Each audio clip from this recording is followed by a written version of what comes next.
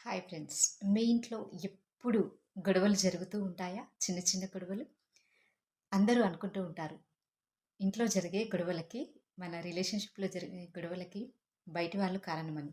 కాదండి. నిజమేంటంటే మన లోపల ఉన్న, మన సబ్‌కాన్షియస్ మైండ్‌లో ఉన్న negative feelings, negative beliefs, guilt ఇవన్నీ కారణమవుతాయి. అందుకోసమే మనం మనల్ని మనం హీల్ చేసుకోవాలి. బయటి వాళ్ళని నిందించే కంటే మనల్ని మనం హీల్ చేసుకొని, మనం పాజిటివ్ థింకింగ్‌లో ఉన్నప్పుడు మన ఇంట్లో సమస్యలనేవి ఉండవు.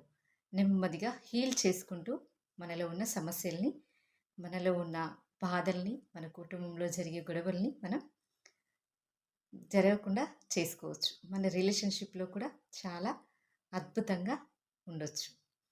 మీరు కూడా మీ రిలేషన్‌షిప్‌ని అద్భుతంగా మార్చుకోవాలనుకున్నా, మీ ఇంట్లో గొడవలను ఆపాలనుకున్నా కూడా మీరు కింద స్క్రోల్ అవుతున్న నంబర్‌కి కాంటాక్ట్ అవ్వండి.